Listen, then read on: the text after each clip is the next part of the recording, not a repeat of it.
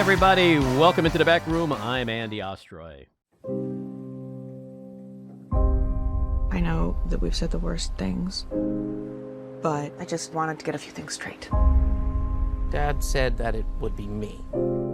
If we want to hold on to this company, for us, we have to go into battle with our own version of the future, with the king.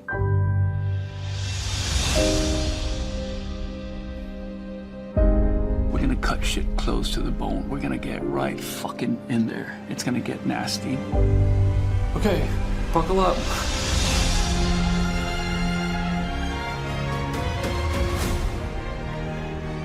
Oh, the acting, the music, the writing. That, of course, is Succession, which had its finale this week. And I am so excited to have J. Smith Cameron, Gerri, in the back room this week. We're going to get to her in a second. But first, I want to thank you for tuning in today. We appreciate you listening, and we'd love to hear your comments. So email us at backroomandy@gmail.com, and we'll perhaps read a few next time. And if you like the pod, please follow or subscribe to be notified every time we post a new episode. So let's bring on J. Smith Cameron. She is an Emmy and Tony-nominated stage, film, and television actress who most recently starred as Gerri Kellman on HBO's Succession. She can be seen starring in the Peacock film The Year Between, as well as the miniseries WACO, The Aftermath, on Showtime. Her film credits include Vengeance, 84 CHARING CROSS ROAD, Harriet the Spy, You Can Count on Me, and Margaret. On TV, she's had recurring roles on Rectify, True Blood, and Divorce, and has appeared in countless other shows. Her Broadway credits include Lend Me a Tenor, Our Country's Good, Night Must Fall, and After the Night and the Music. Her extensive off-Broadway work includes As Bees and Honey Drown, for which she won an Obie Award, Fuddy Meers, Sarah, The Starry Messenger, Sorry, Juno and the Paycock, and Peace for Mary Frances. Jay, welcome into the back room. Hi, thanks. Good to be here. It is a real treat to have you here with us today. That's because Succession ended this week, so it's very timely, and really looking forward to talking with you. Thank you. Before we get into your life and career and the show, I just want to speak to Gerri for a minute if I can. And I want to apologize. I want to apologize on behalf of those Roy kids who, their behavior over the years, really disgusting. You didn't deserve it. They didn't deserve you. They certainly didn't appreciate you. So I know they would never apologize. So I just wanted to do it for them. So putting that out. Thank you. Very decent. Thank you. So you were born in Louisville, Kentucky. You grew up in Greenville, South Carolina. That's correct. How much of a Southern girl are you still? It's been a long time since I lived in the South. I've been living in New York for over 40 years, I think. So I do still identify with certain Southern things. But, you know, one's childhood is such an impressionable time, obviously. And there's just a lot about the South. And also my father had grown up in the South and his siblings. And I would say it's like part of my inner sanctum cupboard, you know, back in the back of my psyche kind of thing. You could take the boy out of the country, but you can't take the country out of the boy kind of thing. Like, are there foods or music or some cultural things that kind of remain part of your DNA over the years? Yeah, I love Southern cooking. I'm a sucker for it. It's not very good for you, so I don't have it very often. But I love fried okra and fried chicken and sweet iced tea and pimento cheese and chicken and dumplings and all that stuff. I just remember, like, when I was in high school, I remember, like, being outside a lot. Like, parties would be outside and people would be drinking beer, shots, and smoking cigarettes. And there'd be horses there and, like, meadows. And, like, my best friend in high school had a horse. My memories of high school are being, like, out in nature more than I would now be. And then also, I think my best friend, Sarah Huntington, and we used to play all these pranks that were only funny to us, that we only knew what they were about.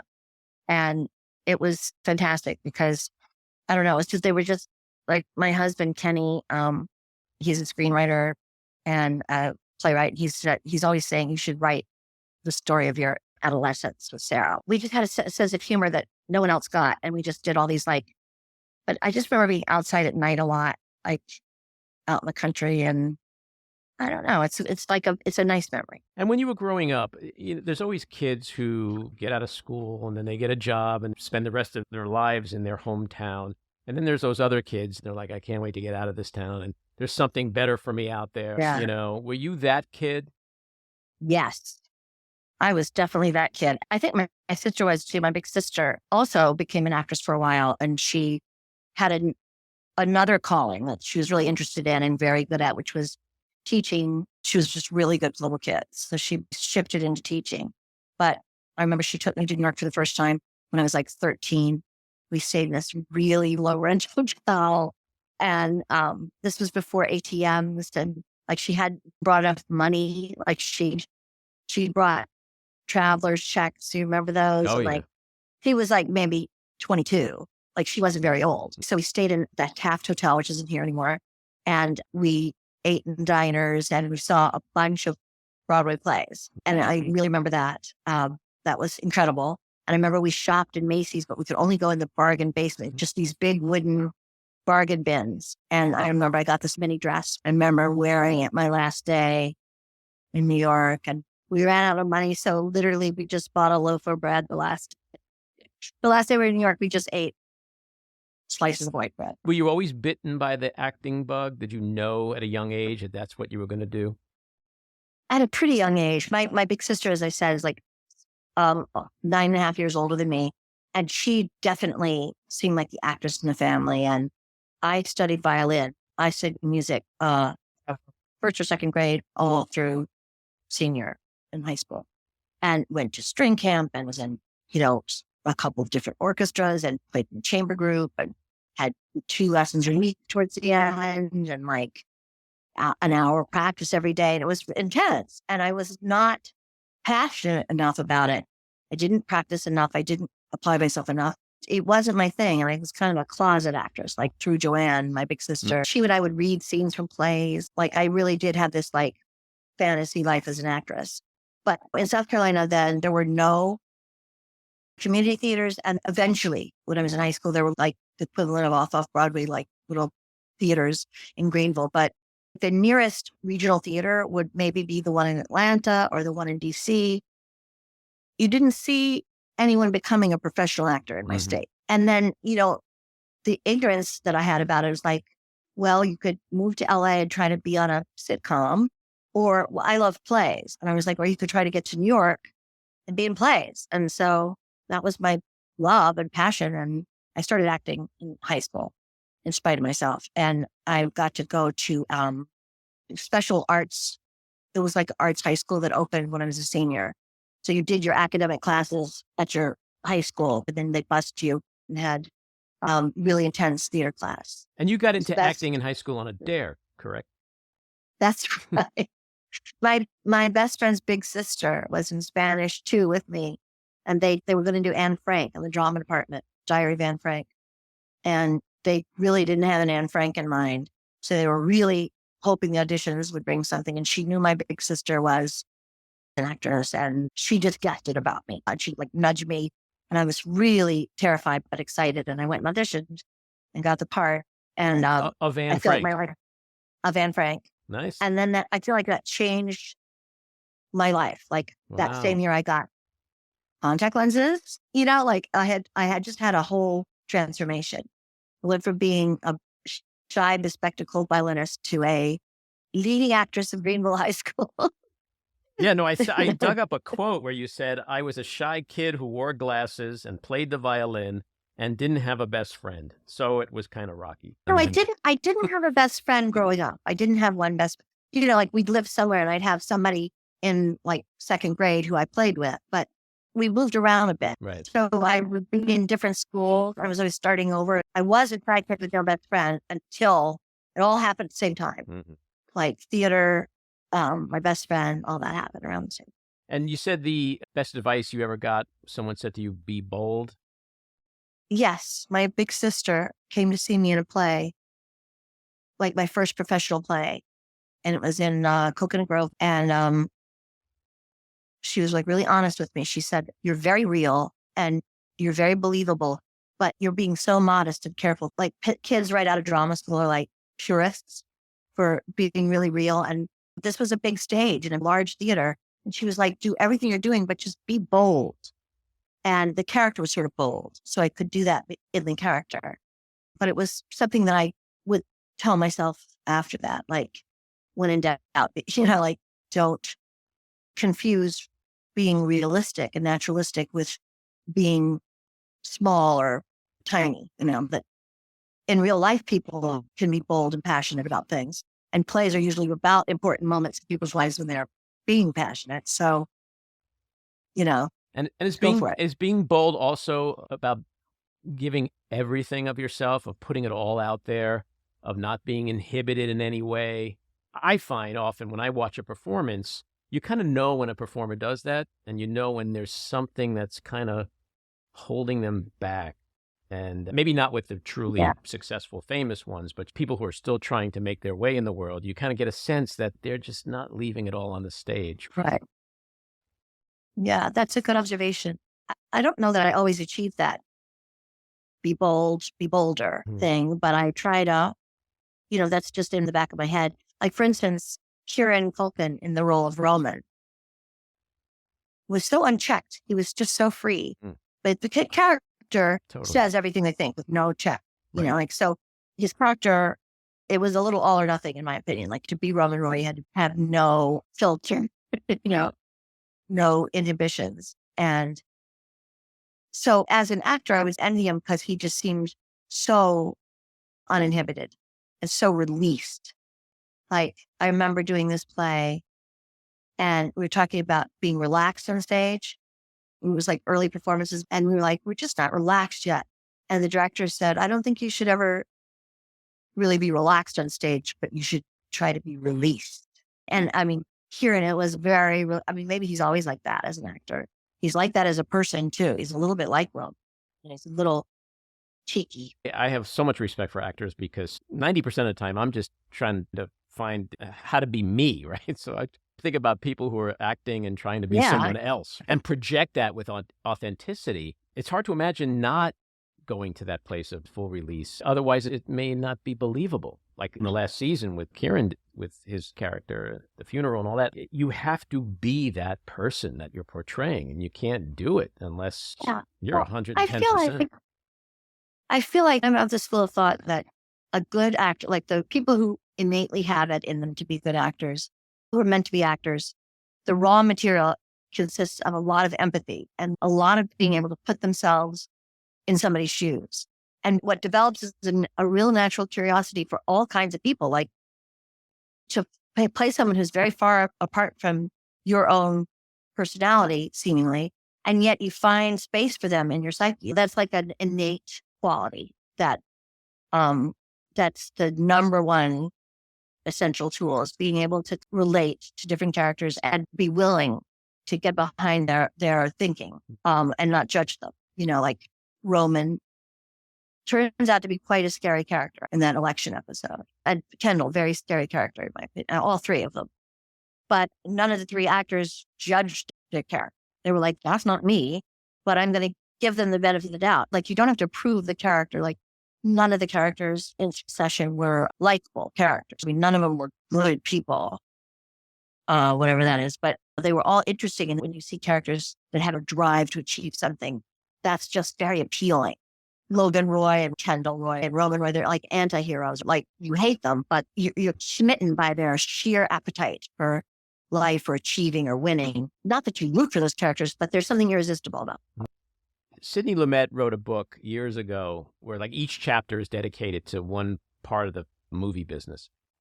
And there was a chapter on actors, and he wrote about Brando and how Brando would test his directors. So Brando knew when he was phoning it in, and Brando knew when he was giving it 150%. And if he felt he was giving 150%, but the director didn't see it or didn't recognize it or didn't appreciate it, he would phone it in.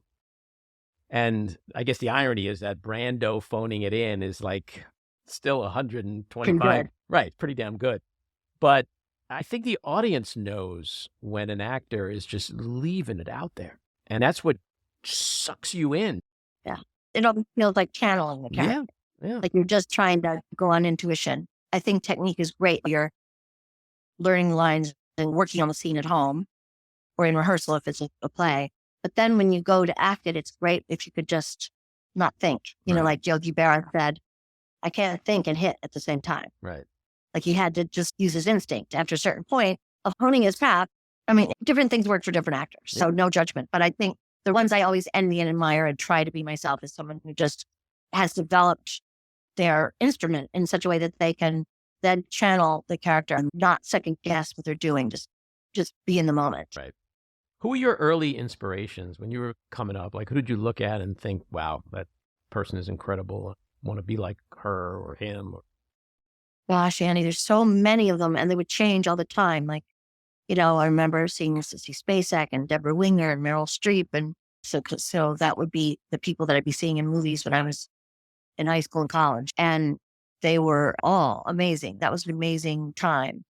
But I guess my favorite actress of all time might be Judi Dench. I mean, I started saying Judy Davis because I also love Judy Davis, but Judi Dench is something that I relate to about her. There's something elemental about her that I just love. And I find that she embodies these characters very fully unfailingly. I mean, she's so warm and real. And I don't know, maybe she reminds me of my mother a little bit, but I just love her. You've done so much theater, off-Broadway, Broadway. You've won awards, been nominated for so many awards. You said you could play Shakespeare leads and get amazing reviews at some impressive venue, but then you do Law and Order, and that puts you on the map. That's really interesting. Quote. It just with shows your the relatives, economics of the business. The economics of the business, but also just like one's relatives or neighbors would be like, oh, now that's the big time. But in my mind, a career or a resume was distinguished by the great work you'd done, like the great parts you'd played and the people you'd worked with who were great. To me, that was the really impressive resume. But to lay people, like, oh, she was on television, or like, oh, she's made it. And Law and Order really underwrote a lot of great actors' theater careers in the 80s. Right. What do you think is the thing about theater that is so intoxicating for the actors on stage as well as people in the audience? Well, there's a lot of things about it. I think one thing is that it's just you. You don't have someone lighting you or powdering your nose, and you don't have someone editing it, so that it's the responsibility of the actors on stage to be disciplined so that the story is told the right way. There's no one to cut to this other actor. Everybody on stage has to help throw the focus to that other actor if it's important. You know, there's an awareness of each other. It's a little bit like playing chamber music and knowing now I have the melody and now I have the harmony. And now this dynamic comes out with this part of the orchestra. I think that's intoxicating because it's like you're in the air traffic control tower yourself. It's like a live thing. If you forget your lines, you have to dig yourself out. Sometimes your fellow actors help you, or, you know, it's that live component and the fact that you're all in a room together. And there's something about theater, like everybody's there and this big crowd gets quiet and focuses. And there's this sense of shelter that you're in the theater and you're all together in the dark listening to a story. It's very intoxicating. And also, I just think parts for actors seem richer because they get to talk more in plays. Like you get to express yourself more. The story is told differently in television and film a lot, where it's more visual or the location changes very quickly and there's action sequences that don't exist in plays generally. So it's more about the verbal storytelling. Mm-hmm. And I imagine there's big differences too in off-Broadway and Broadway in terms of being an actor. I won't say pros and cons, or, you know, like choosing which of your children you love more, but like that it presents it's just a different experience for an actor, that this could be great over here and it could also be great over here. What are the reasons why both of those are so special? Off-Broadway often does the new plays, which are really exciting, whereas Broadway likes to do a certain kind of show that will appeal to a wide audience and has a certain scale to it. Like musicals do well on Broadway, but if it's not a musical, a play that has some grand scale to it is usually what they go for because of the economics of filling a big Broadway house week after week. They're often star-studded and Your track each week is much different than off-Broadway. And there's a glamour to being on Broadway, but it's not the same as working on a new play and having a really nuanced, toned thing that dares to be outside the general appetite. Off-Broadway will choose more bold or more niche things. You get to be in some really interesting plays that take risks, and often they're stylized or they have certain elements that are fun and imaginative to play with. And so pay scale is prohibitive. It's really hard to support yourself in any way off Broadway. You have to do Law and Order too, and you have to be in the occasional Broadway play to have an apartment in any of the boroughs in New York. I mean, it's really hard to make a living. But I think most theater actors would agree that off Broadway is sometimes more exciting and the audience closer to you and smaller. It's more intimate. Does that take you back to your roots? Like when you're on a stage off Broadway, does it feel more like, oh, wow, this is like it was years ago when you were just starting out, and sort of bring you back to that period of your life? I think I actually experienced it as a new breakthrough of a new sound barrier. I got pushed in off Broadway more than any other media to try different levels of, like, I felt like my craft really got developed off Broadway. And there's a certain amount of just raw showmanship that high school students have. You almost remember it more when you're on Broadway because it's more of an extrovert act. And there's something very intimate and small and real about being off Broadway. You're just a few feet away from your audience. And they're both great. They're both great. I love it. I haven't done theater in a long time. Why is that? I mean, just because you can't because of the contractually, or and then pandemic happened. Right. I did apply the first right after the first season of Succession, and then on the second season of Succession, I tried to do a play, but I'd just been made a regular, so they just really couldn't promise me that I would be out to make a curtain. So I couldn't do it then, and then I just have not. I don't know. I sort of got consumed with other things that came along. But for the right part, I would love to do a play again. So let's talk about Succession a little bit. This week, I lost Succession. I also last night finished watching Fauda, which I was obsessed with. So I'm already feeling that thing of like, what am I going to do without all these people in my life?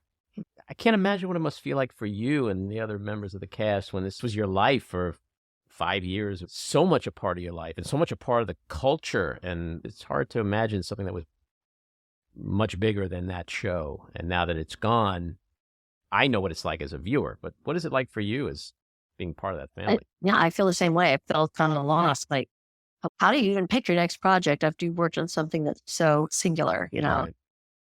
We all felt like every department was world class. Like the props were world class, and the costumes and the sound and the camera crew. And the writing is just so different. It's just on a different level. And it was produced so lavishly. What was the magic of that show? I mean, obviously the writing, and I know you're on record saying writing is everything. It all starts and stops at the writing. But what else is it about that show that ignited so much passion and loyalty amongst TV viewers? Well, I'm not sure because I was in the middle of it, so I don't really have much objectivity about it. But I think it was both a really plot-driven show that you had to wait every week for, and that built suspense, and it was very cleverly done. Like, things weren't obvious. I mean, there's two big functions to TV, and one is when you come home from a hard day's work and you just want to veg out in front of a comedy. That's a completely viable form of television, right?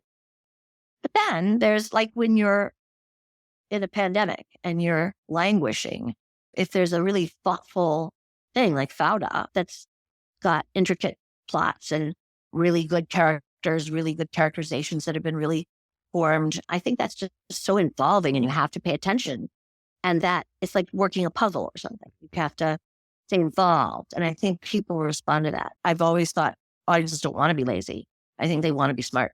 They you can say that about the show too. Like, it didn't rely on gimmicky stuff like flashbacks. It didn't have any sex. I mean, think about that. I mean, for the most part, except for you and Roman and your phone stuff. Like, I mean, it's hard. We had a couple of things. Yeah, but I mean, it really. I mean, shows Very, today, very there's just typical. so much and graphic, and it Yeah, just I know. really just stood in front on its own with incredible writing and incredible acting and all the other departments you mentioned, and didn't feel the need to be formulaic in the same way that other shows are. Yeah, it was just really unique show. And after the dust has settled, I'd love to follow Jesse around and bug him and ask him a million questions, because I just think it comes down to him in the end. Like, he had a real vision about it. And Jesse Armstrong, referring to the creator of the show, just so clever. And he had such a team of writers. Like, all the writers that I've gotten to know are all just all wonderful, like, really funny, really clever, really hard workers, like really involved. And also, it was just such a collaborative show. I've never, ever worked on anything my whole life that was that collaborative. For instance, when I got my character, which was going to be a man, and just Carl and Frank, and then they were like, well, maybe we should leave some women for the part. So, for instance, they just kind of let me kind of create Gerri, and then they started writing towards this character that was forming. And they did that with Greg, and they did that with Roman, and they did that with all the characters. They would kind of lean into our strengths and lean into our own ideas about the character. And they had this trick of leaving the camera roller. And sometimes I think they thought they could use the footage, but sometimes I think they were just like spying on us, like trying to, I always liken it to watching an animal nature show, like National Geographic special on monkeys or something like that. They would just watch us. Let's see what they do when they don't have lines. Like, Well, let's just watch. isn't that the genesis of Gerri and Roman and the flirting? And Yes. Yeah. that's how that started. And like the fact that Nick and Matthew McFadden had such chemistry, they really leaned into that. Willa was supposed to be just a recurring part at the beginning. Like, supposed to be funny that Connor had a girlfriend experience type date that he hired. And she was in all 4 seasons and ends up marrying him. I mean, that was not planned. And that was a very sweet story. That was about as sweet as confession can get. It's not a very sweet world. Sweet and sad at the same time, you know? Yeah. Gerri was supposed to not only be a man, right, when you auditioned, but you were only supposed to be on it for like 4 episodes, right? Well, that was what I was booked for. And they said, like, he might show up at the end of the season. They were very vague about it. Turns out they were thinking, because there was Shiv and Tom's wedding at the end, where you see all the characters who come to the wedding. So I just think they hadn't, on these new characters that had come after the pilot got picked up, they were like thinking as they went, and they had to create all these executives and all these people. And there's so many parts of Waystar. There's the cruises, there's the camp, there's the theme parks, there's ATN, the Fox News, tangent, and all the other media. And so they had to have the feeling of a huge corporation. So they hired all these actors, Dagmara and me and David Rashi and Peter Friedman, and Peter Friedman was already hired. And they had the wisdom, like when one of us did something that was funny or true to us, they were like, oh, so that defines Frank, and that defines, so Carl is this way and Gerri is that way. And it was very collaborative. Like, they would pick up on our sense of humor and write to it. And it was great. And Stella Matlin always wanted to know our ideas. She would call it before any fitting and go, what are you thinking? What do you think? I think that they should be dressed like to get off the plane and go right into their work. It would always be a discussion. She never thrust anything on us that I know of. Like, she was great. She really wanted to know what was in her head. And she was really for unexpected choices. She was a disciple of the great costume designer Anne Roth, and still is. I think she still works with Anne. But she now has her own estimable costume designer career. And she tells this great story about an Anne Roth designed play where the character has a nervous breakdown, I think, in this one scene. And the costume she happened to have on, she had these really fancy gold designer loafers on. But the director was like, no, so what about that choice for this scene? And Anne Roth was like, she doesn't know she's going to have a nervous breakdown when she got dressed. And that kind of thinking is so smart. That helps underline the weird event of having something that you don't expect is going to happen. It's so clever. It's so intuitively clever. Sometimes people who are really wealthy will wear moth-eaten sweaters, Right. you know? Old money. Or they will just buy incredibly expensive clothes because they can. They're not particularly stylish. They don't have style in their actual psyche. They're just buying expensive clothes. Well, you'll see women wearing a Dolce & Gabbana belt, and it's got that ginormous D&G, and it's like that's what they're buying because they want to project. Yeah, and I think this family was a step beyond that. Like, oh, no, we're not going to flash the label. That's True Nouveau. Because they made fun of that date who had the large Burberry purse at the wake. Greg's date. Do you remember that episode? And everybody made fun of her bag, which was too large, which I was like, what? What do you mean? And it was something that had come from one of the wealth consultants. They had wealth consultants on that show. Wow. And they were like, that kind of occasion, you'd either come with no bag or like a little, small clutch. That's authenticity, and that's important. It's authenticity, but it's a very subtle thing. But except then you wouldn't have noticed that they all had small bags until you see this one girl sticking out like a sore thumb. Her big, she had the big initials and logo on her bag. One of the things I think that made the show so loved is that it was a window into the wealthy world. I even think there's some elements of Trumpiness in there. Logan is way smarter than Trump is. I mean, Trump's a moron. But if you look at the kids, you got the smart daughter, you got the idiot sons, right? Who are really nothing without the dad. You got the Fox News thing, the Republicanism. Well, a lot of those families have sort of the same, the Murdochs have that configuration, that element of who will succeed, that succession element. Right. The Redstone family, like these patriarchs who do not want to step down. And the minute they name or favor an employee or a offspring that they think might take over, they start to find fault in them. Right. Like, I feel like that was sort of the subplot of all. Well, if you look at the Trump family, if it was a show like Succession, Trump would probably appoint Gerri to be the CEO because he doesn't have faith in any one of his idiot kids, because Ivanka certainly wouldn't do it. How surprised were you that Gerri would become a sex symbol? Was that even on the radar when you first started? I still don't believe that. But it's true. I don't understand that. And I think it's... I got friends who are like, Jerry's hot. Like, Gerri was a sex symbol. Yeah.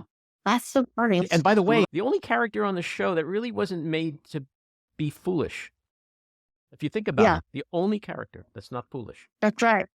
So the sex symbol thing, that was just not at all something you envisioned. Well, I don't think anyone cultivated that or decided that Gerri would turn out to be sexy. I think maybe it's because she doesn't care. Like, she's rude to Roman. I don't know. I don't get it. Well, but it's like a I'm whole happy like about dominatrixy thing with her. Like, and he's so like Yeah. childish, and the whole role-playing thing, really interesting for a lot of people. And also the fact that Gerri was a smart, accomplished, capable, overlooked, underappreciated character, but not a fool like the other. Not a fool. Also, like, still waters run deep. Like, you don't know much about her. She's very private, but the wheels are turning, and she's 2 steps ahead of everyone mentally. And that can be very attractive. I find that attractive in people, but I don't really understand the sex symbol, except maybe just that it's a sort of novelty. I don't know.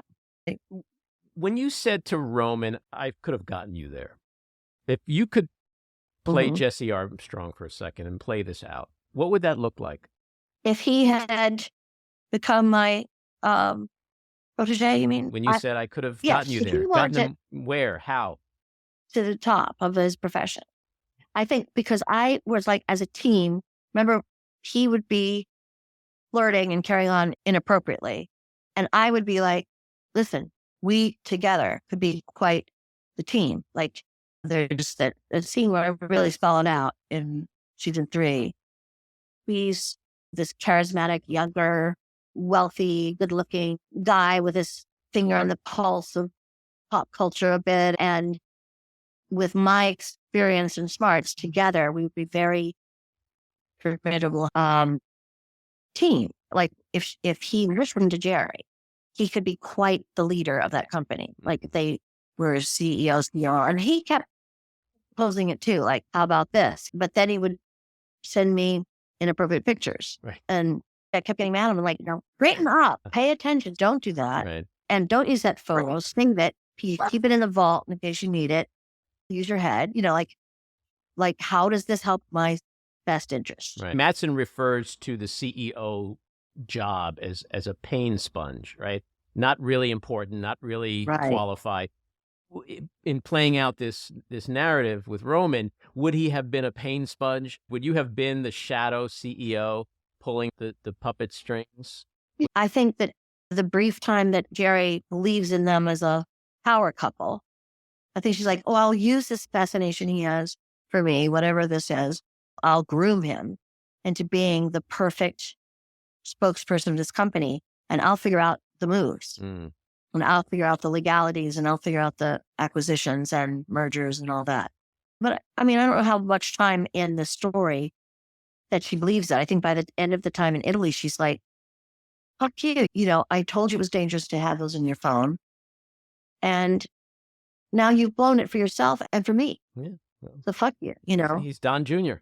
Yeah. Not such a leap. No, I think Kendall's more Don Jr. Kendall's more Eric. Neither one of them. I think Kendall's more Eric. Really? Yeah, because Eric is not Don Jr. He's the more acceptable one. But they're both idiots. And I think that's what you could say about Kendall. I think they're more like the Murdoch boys. Yeah, another good comparison.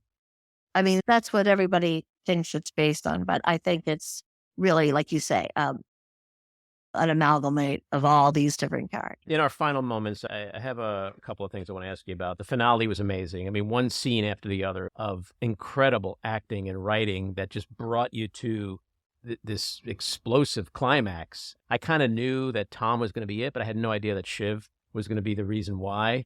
And I don't think anybody really had a sense of that. It sort of felt like it came out of nowhere. Did you watch the finale in a somewhat similar way that we did, or did you know about all this stuff weeks in advance? Were you surprised by some of this stuff? Were you in the dark about some of this stuff? Yeah, both. Some things we knew about. I was told from Jesse in the beginning of this, when we started shooting season 4, that it was probably going to be Tom. He wasn't completely sure. That's what his thinking was. So I sort of knew that was coming. And then I remember him saying about in terms of the arc of the Roman Gerri story, that he makes this sort of spectacle of himself and his grief at the funeral. And that then, though, Gerri and he have a poignant scene where Gerri tries to be nice to him. And that scene didn't make it into a cut of that. That wasn't even the finale. That was a funeral scene. I need to watch it again because a lot of the cast watched it together in a bar. And it was sort of like a party rather than a screen. We weren't really in a screening room. We were like in a bar, and we were cheering for each other and laughing. So I kind of really need to watch that again. But we did alternate things for my character. I had a scene with Tom where he offered me a job. We did one take where Mark Lylod, the director, had us, after the dialogue was over, just kind of link arms and walk down the hallway, kind of like at the end of Casablanca, when you see Claude Rains and Humphrey Bogart saying, we're beginning of a beautiful friendship. I knew even when we shot that, they weren't going to use that, but they always play that way. Right. So, and there was a scene where, it does cut to Gerri when he says, Gerri gets it. She's not afraid of the dark. And we know he's going to hire Gerri. Right. And then there was footage we did where, I'm talking to someone, he's talking to Greg, but we kind of make eye contact. And I thought they'd use that. I sort of thought they might not use the scene because it was long. This episode was long. Right. But they didn't use the eye contact one. I don't know why. Maybe it was some technical reason. I want to ask you something about the finale. Sure. What did you make of the scene when you last see Roman in the bar with the martini, reflecting on things? What did you come away with? It was relief. It was satisfaction. It's over. I'm going to get a fuckload of money. I don't have to pretend to be something I'm not. Remember, what did they all say? That we're all bullshit. I'm not bullshitting anymore. It was just him having a drink, smiling, and realizing that from this day forward, life's going to get much better than it was. I don't think he didn't want to be CEO. He wasn't. I mean, he was caught up in so many emotions about his dad and his brother. It was he didn't want it, but he didn't want his siblings to get it. That's what they all suffered from, you know? Right. Well, that was their Like- dysfunction. Right. Yeah. The last thing I want to do, if you're up for it, is a little like a what if lightning round. If you were writing the future, the sequels, what would happen going forward? And these are basically yes or no questions. Does Mattson ruin the company? Yes. Does Tom fail as CEO? No. So Well, Gerri, how can one be true if the other's not true? I don't know. Well, I they think can he's be. too much of a people pleaser. Mhm. He's such a people pleaser. I don't think he's going to fail. Does Gerri end up at some point as CEO of the company? No, I think she dodges. She just thinks that's a bullet to dodge, frankly. I don't think she minded being an interim CEO. Do Gerri and Roman have any kind of sexual interaction again? Yes, I think so. Good answer. Do the kids ever kiss and make up? No. I think they start talking again, but I think there's no love lost anymore. Do Shiv and Tom have their baby and live happily ever after, or are they in divorce court in 6 months? I don't know if they divorced, but I do not think they live happily ever after. Does Roman end up doing Dancing with the Stars? Yes. Good one. Good and one. and this one's kind of dark, but I'm dark. Does Ken kind of carry out his like, if I don't get it, I don't want to live threat? Like, what happens to Ken? This is not a yes or no. Does Ken go off the deep end? Does he do something bad to himself? I don't think so. Mm-hmm. I don't think so. He has a comeback. No, I don't know what happens to him, but I don't think he kills himself. But, one of the things that I think was so great is that, we see at the beginning of the season, we see Logan just wanted to go for a walk by himself in the park. And, 20 feet behind him is Colin, the bodyguard. Right. And then when Kendall thinks he's going to take over everything and he's putting his team together and he hires Colin. So that horrible scene where he's like looking out the water and thinking about it, there's Colin. And so he set up a sort of prison for himself. I mean, he can always fire Colin. Right. And the look on Colin's face was like, dude, I don't know how to swim, so please don't jump over that railing. But what happened is that in one take, Jeremy started to go over the barrier and Scott ran and pulled him back Wow. All right. in character. Pretty awesome. Yeah. Well, we're going to leave on that note. Jay, you've been so generous with your time. I really appreciate it. This was a real treat for me. I could literally talk for another 2 hours. I have pages of notes that I didn't even get to, so you'll have to come back again. Well, it was really fun, Andy. I really enjoyed this one. All righty. Thanks again. Thanks for having me on. Okay.